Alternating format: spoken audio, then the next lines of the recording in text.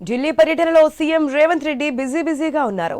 కేంద్ర మంత్రి ప్రహ్లాద్ జోషితో సీఎం రేవంత్ రెడ్డి భేటీ అయ్యారు. అరగంట పాటు వీరి సమావేశం కొనసాగింది.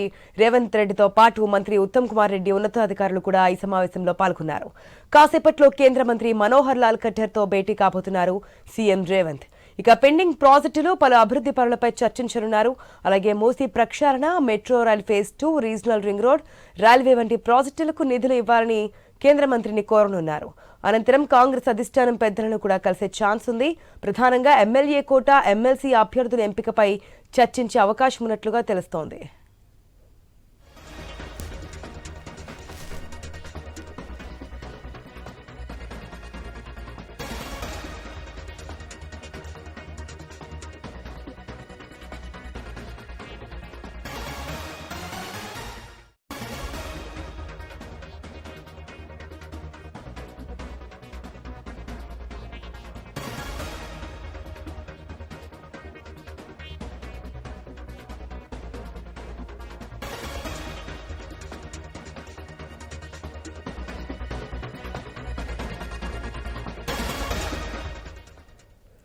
ఢిల్లీ పర్యటనలో సీఎం రేవంత్ రెడ్డి బిజీగా ఉన్నారు.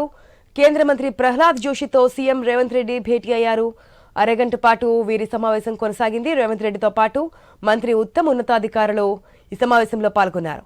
కాసేపట్లో కేంద్ర మంత్రి మనోహర్ లాల్ ఖట్టర్తో భేటీ కాబోతున్నారు సీఎం రేవంత్. పెండింగ్ ప్రాజెక్టులు, పలు అభివృద్ధి పనులపై చర్చించనున్నారు. అలాగే మూసీ ప్రక్షాళన, metro rail phase 2, regional ring road, railway వంటి ప్రాజెక్టులకు నిధులు ఇవ్వాలని కేంద్ర మంత్రిని కోరనున్నారు. అనంతరం కాంగ్రెస్ అధిష్టానం పెద్దలను కూడా కలిసే అవకాశం ఉంది. ప్రధానంగా ఎమ్మెల్యే కోట, ఎమ్మెల్సీ అభ్యర్థుల ఎంపికపై చర్చించే అవకాశం ఉన్నట్లుగా తెలుస్తోంది.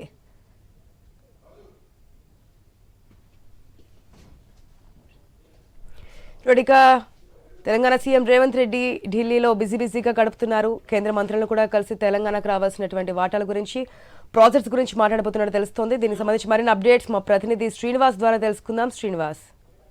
ఆశ, తెలంగాణ ముఖ్యమంత్రి రేవంత్ రెడ్డి ఈ రోజు రెండో రోజు కూడా కేంద్ర మంత్రులను కలిశారు. ముఖ్యంగా తెలంగాణ అభివృద్ధి గురించి, వివిధ ప్రాజెక్టుల గురించి కేంద్ర మంత్రులతో మాట్లాడి నిధుల కేటాయింపు విషయం మాట్లాడారు. ముఖ్యంగా మూసీ ప్రక్షాళన, అదేవిధంగా రీజనల్ రింగ్ రోడ్డు, వీటి అంశాల మీద నిధుల కేటాయింపు మీద మాట్లాడారు. అదేవిధంగా రేషన్ కార్డుల పంపిణీ, ప్రజా పంపిణీ వ్యవస్థ మీద ప్రహ్లాద్ జోషితో సుమారుగా అరగంట సేపు ఈ కేంద్ర మంత్రులతో పాటు ఇటు సీఎం రేవంత్ రెడ్డి, అదేవిధంగా ఉత్తమ్ కుమార్ రెడ్డి వీళ్ళు కలిసి చర్చించారు. ఇప్పటికే కులగన విషయం మీద కూడా చర్చించారు.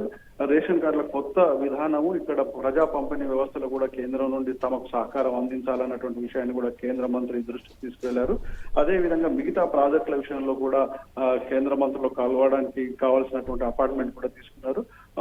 రేవంత్ రెడ్డితో పాటు ఉత్తమ్ కుమార్ రెడ్డి నిన్న ఈ రోజు ముఖ్యంగా తెలంగాణ విషయంలో కేంద్రం అనుసరిస్తున్న విధానాలు, కేంద్రం నుండి రావాల్సినటువంటి నిధుల విషయం మీద మంత్రుల దృష్టికి తీసుకువెళ్లారు. ఇప్పటికే చాలా నివేదికలు అందజేశాము. ఇప్పటి కూడా కేంద్ర ప్రభుత్వం స్పందించి వెంటనే తమకు కావాల్సినటువంటి నిధుల కేటాయింపు చేయాలి. ప్రాజెక్టుల అంశంలో కూడా ముఖ్యంగా రీజనల్ రింగ్ రోడ్ కు, అదేవిధంగా మెట్రో మూడో విడత ప్రాజెక్టు అంశం మీద కూడా చర్చించారు. ప్రధానంగా మెట్రో అంశానికి ఇక్కడ తెలంగాణకు అన్యాయం జరుగుతుంది. అదే మిగతా రాష్ట్రాలతో పోల్చుకుంటే మెట్రో రైలు మార్గానికి కావాల్సినటువంటి నిధుల కేటాయింపు, ఇప్పటికీ మెట్రో రైలు అంశం మీద రాష్ట్ర ప్రభుత్వం స్థలసేకరణ కూడా చేసింది. నిధుల కేటాయింపు విషయంలో కేంద్రం జాప్యం చేస్తున్నటువంటి విషయాన్ని కూడా తీసుకువెళ్లారు. అదేవిధంగా మూసీ ప్రక్షాళన, మూసీ సుందరీకరణ విషయంలో కేంద్రం నుండి తమకు కావాల్సినటువంటి సహకారం, అదేవిధంగా నిధుల కేటాయింపు అంశంలో కూడా ప్రభుత్వం పూర్తిగా తమకు సహకరించాలన్నటువంటి విషయాన్ని కూడా కేంద్ర మంత్రి దృష్టికి తీసుకువెళ్లారు. అదేవిధంగా కేంద్రంలో ఉన్నటువంటి మంత్రులతో పాటు కాంగ్రెస్ ముఖ్య నేతలు కూడా సీఎం రేవంత్ రెడ్డి, అదేవిధంగా ఉత్తమ్ కుమార్ రెడ్డి కలిసే అవకాశం ఉంది.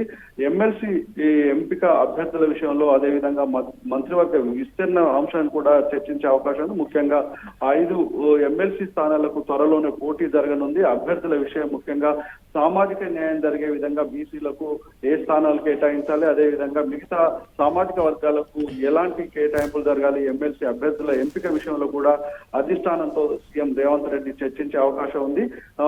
మధ్యాహ్నం వరకు దాదాపుగా కేంద్ర మంత్రులతోనే చర్చించిన అనంతరం సాయంత్రం వరకు రేవంత్ రెడ్డి అదేవిధంగా మంత్రి ఉత్తమ్ కుమార్ రెడ్డి కాంగ్రెస్ అధిష్టానంతో చర్చించి ఈ ఎమ్మెల్సీ కోటాకు సంబంధించినటువంటి అభ్యర్థుల ఎంపిక మీద కూడా చర్చించే అవకాశం ఉంది కాంగ్రెస్ ముఖ్య నేతలతో. అనంతరం ఆయన తిరిగి హైదరాబాద్ చేరుకోనున్నారని చెప్పవచ్చు ఆశ.